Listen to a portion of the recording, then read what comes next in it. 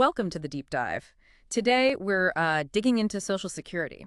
We're using the Social Security Retirement Guide from Diversified Insurance Brokers as our source. Right. The goal here is really to pull out the essential things you need to grasp for, well, planning your retirement. Exactly. And this guide is pretty helpful. It lays out how Social Security is a foundation, but usually not the only thing you'll rely on. Definitely a key piece, but just one piece. Understanding how it works is step one for building that bigger retirement picture. Okay, so let's unpack it. First things first. Who actually gets these retirement benefits? How does eligibility work? Well, the guide says it really boils down to earning 40 credits. 40 credits. Yeah, which typically means about 10 years of work where you've been paying Social Security tax. 10 years, 40 credits. Okay, got it. So assuming you qualify, how do they figure out how much you actually get each month? Ah, the calculation. Yeah. It's based on your earnings over your career, specifically your 35 highest earning years. The highest 35. Yes, and they adjust those earnings for inflation. That average gives them your primary insurance amount, or PIA. Think of that as your baseline benefit amount if you claim at your full retirement age. Right, the PIA. And full retirement age. That's not 65 for everyone anymore, is it? It depends on when you were born. Exactly, it's shifting. And when you decide to claim relative to that age, Yeah. well, that's a huge decision. Huge, because it changes the monthly amount, right? What happens if you claim early, say at 62? If you claim at 62, the earliest possible age, your monthly benefit is reduced, permanently reduced. Permanently. Ouch. Yeah. But on the flip side, if you wait past your full retirement age, You get more. you get more. For every year you delay, up until age 70, you earn delayed retirement credits.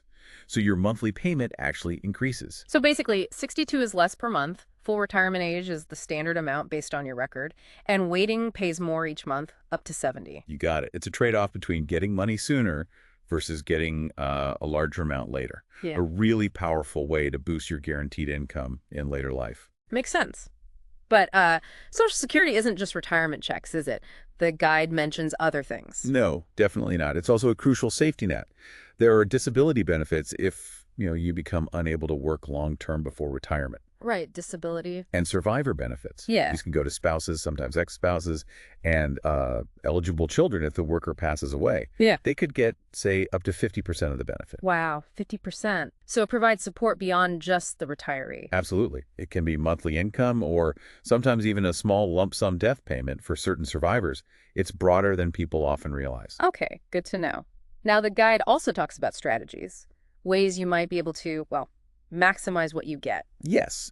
Delaying your claim, like we just discussed, is a big one because of those delayed credits building up to age 70. That seems like the most straightforward one. What else? Well, understanding spousal benefits is key. If one spouse earns significantly less, they might be able to claim a benefit based on the higher earning spouse's record.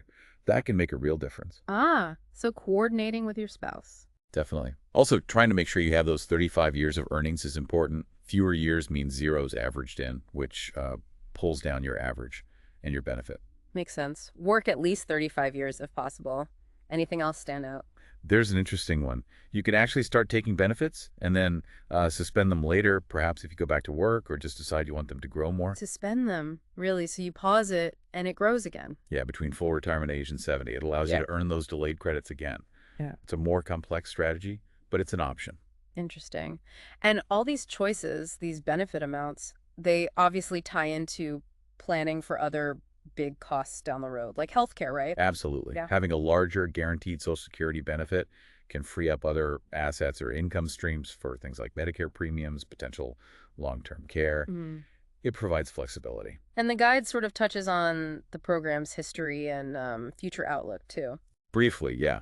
It acknowledges the program has evolved and that there are ongoing discussions about its long-term finances, which, just underscores why having a diversified retirement plan is so important. Right. Social Security is foundational, but don't put all your eggs in that one basket. Exactly. It's a core part, but likely not the entire solution for most people. Okay, so let's just quickly recap the main takeaways from this deep dive. Eligibility usually means about 10 years of work, those 40 credits. Right. And your benefit amount is tied to your highest 35 years of earnings. And when you claim 62, full retirement age, or up to 70, that dramatically impacts your monthly payment. Crucially, Plus, remember the disability and survivor benefits and those potential strategies like delaying or understanding spousal options. It all comes down to making informed choices. That's the goal. Understanding these basics really helps you do that. So, the final thought for you listening, considering your own retirement savings, your health, your other income sources, how does timing your Social Security claim fit into your specific long term picture? Definitely something to think more about. Thanks for joining us for this deep